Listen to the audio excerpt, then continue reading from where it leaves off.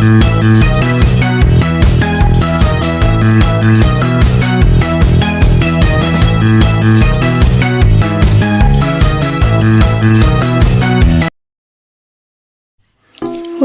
Rasyidin adalah sebutan untuk keempat khalifah pertama yang memimpin umat Islam setelah wafatnya Nabi Muhammad SAW, yaitu Abu Bakar As-Siddiq, Umar bin Khattab, Utsman bin Affan, dan Ali bin Abi Thalib.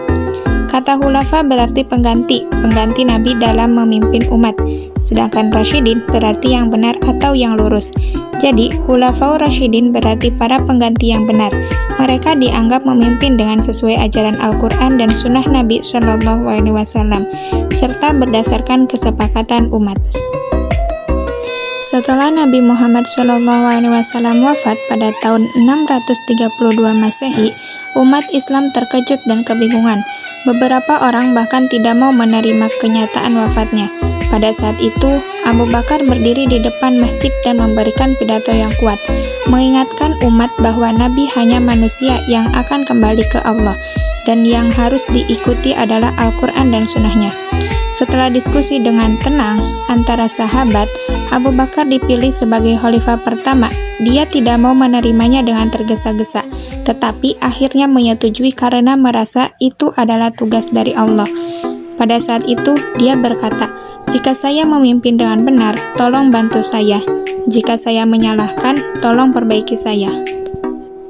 Kemudian kepemimpinan dipindahkan kepada Abu Bakar As-Siddiq, khalifah pertama yang menjabat dari 632 sampai 634 Masehi. Abu Bakar adalah teman terdekat Nabi Muhammad SAW dan yang pertama mengaku Islam setelah Khadijah. Beliau dikenal sebagai orang yang jujur, dermawan, dan kuat hatinya. Abu Bakar hanya memimpin selama 2 tahun, tetapi banyak prestasinya yang berdampak besar, di antaranya menaklukkan Perang Riddah. Beberapa suku di Arab yang baru masuk Islam ingin memisahkan diri setelah wafat Nabi Muhammad SAW. Mereka berhenti membayar zakat dan menyatakan tidak mau tunduk pada pemimpin umat.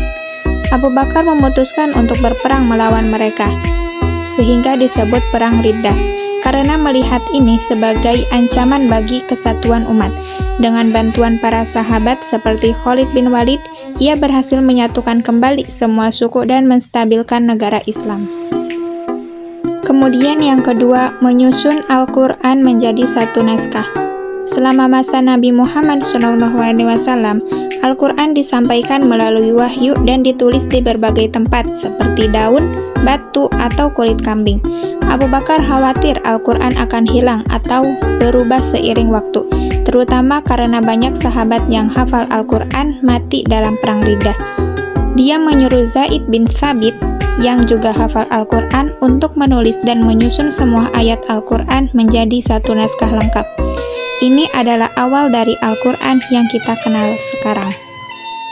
Kemudian yang ketiga yaitu ekspansi wilayah Islam. Setelah menyelesaikan Perang Riddah, Abu Bakar memulai ekspansi wilayah Islam ke luar Arab.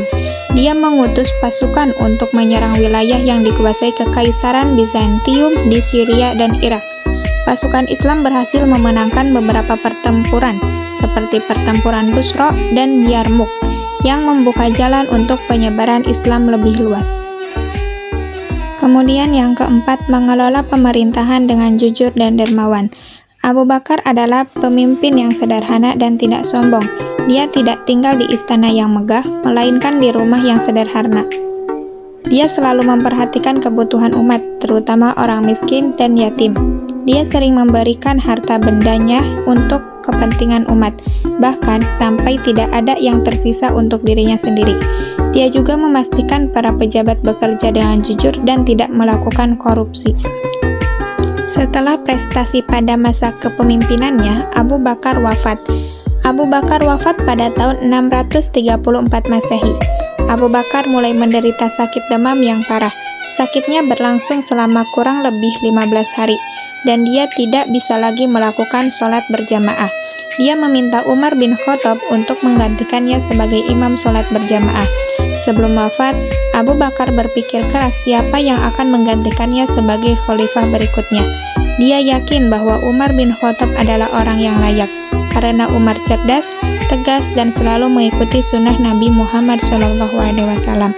Jadi, dia menyatakan bahwa Umar akan menjadi khalifah kedua setelah dia wafat.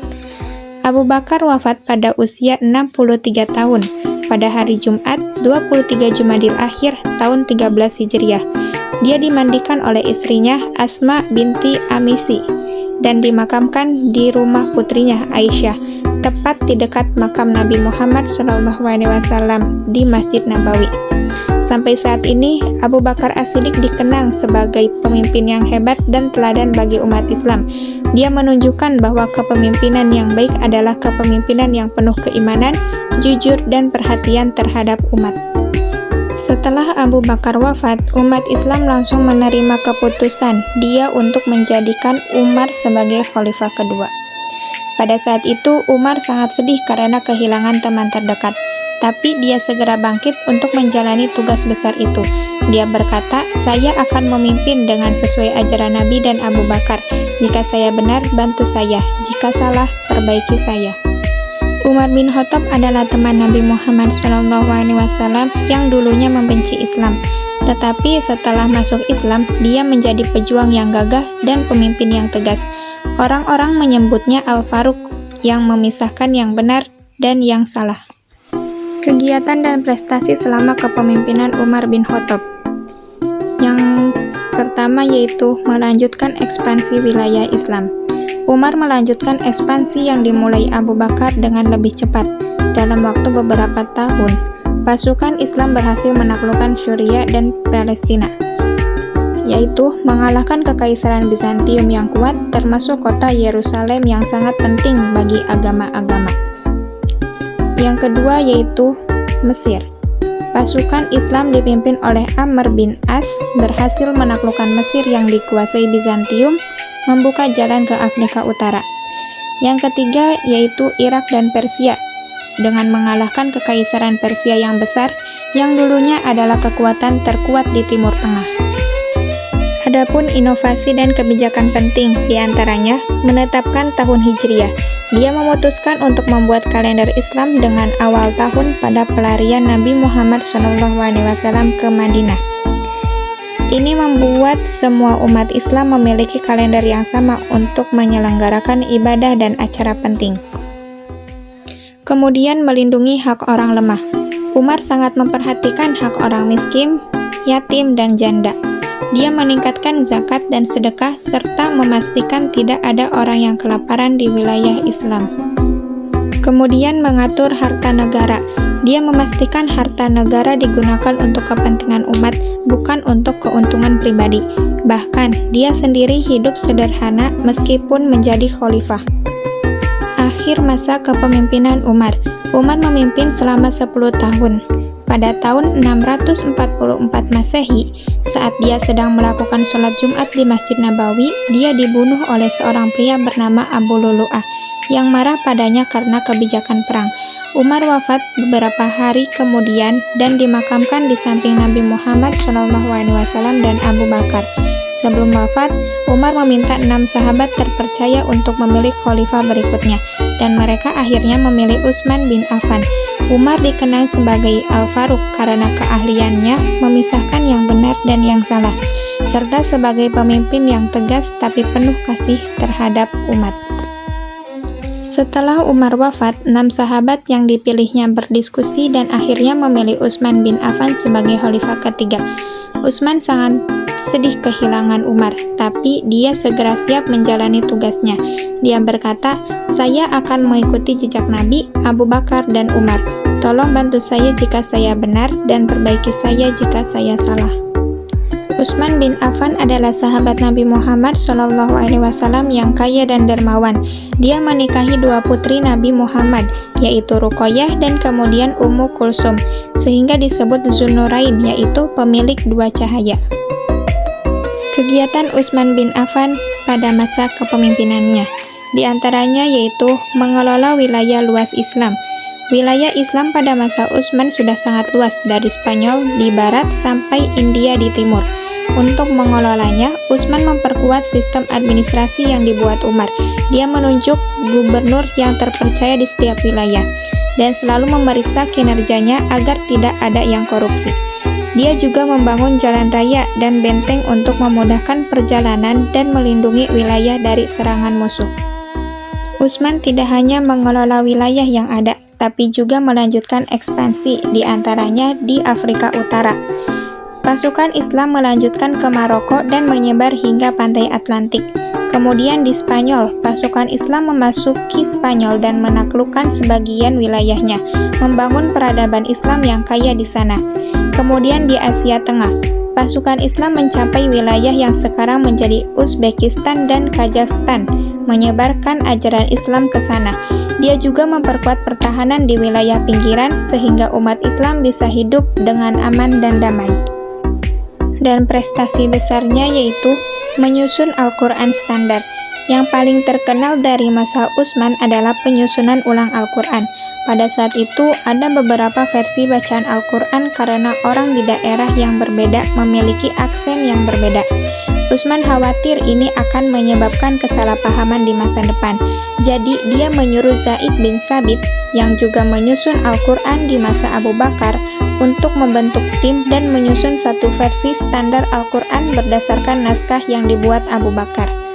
Versi ini kemudian dicetak dan dibagikan ke semua wilayah Islam. Hingga saat ini, Al-Quran yang kita baca adalah versi standar yang dibuat oleh Utsman bin Affan.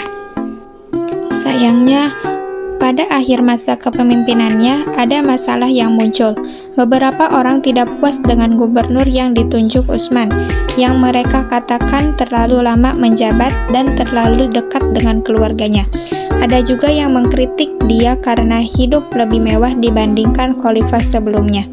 Kekesalan ini berkembang dan akhirnya sekelompok orang yang marah menyerang rumah Utsman di Madinah. Pada tahun 656 Masehi, Utsman dibunuh ketika dia sedang membaca Al-Quran. Dia wafat pada usia 82 tahun dan dimakamkan di samping Nabi Muhammad SAW, Abu Bakar, dan Umar bin Khattab. Setelah Utsman dibunuh, umat Islam kembali kebingungan. Banyak orang meminta Ali bin Abi Thalib untuk menjadi khalifah keempat, karena dia adalah sepupu Nabi Muhammad, suami Fatimah Az-Zahra, dan salah satu sahabat yang paling tua dan terpercaya. Setelah beberapa diskusi, Ali akhirnya menyetujui, meskipun dia tahu tugasnya akan sulit karena konflik yang meluas. Ali bin Abi Thalib adalah sepupu Nabi Muhammad dan suami putri Nabi Muhammad, yaitu Fatimah Az-Zahra.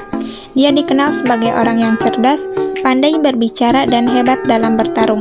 Dia adalah orang yang pertama menerima Islam di antara anak-anak. Pada kepemimpinan Ali, adanya konflik pertama yang dinamakan Perang Jamal. Pada tahun 656 Masehi, Aisyah pergi ke Basrah bersama dua sahabat lainnya, Tolha dan Az-Zubair, untuk meminta keadilan atas kematian Utsman. Ali menyusul mereka untuk berbicara dan menyelesaikan masalah dengan damai, tapi terjadi kesalahpahaman yang menyebabkan perang. Perang ini disebut Perang Jamal, yaitu perang kuda, karena Aisyah naik kuda di tengah medan perang. Pasukan Ali menang, tapi Ali sangat sedih karena perang ini terjadi di antara sahabat Nabi Muhammad.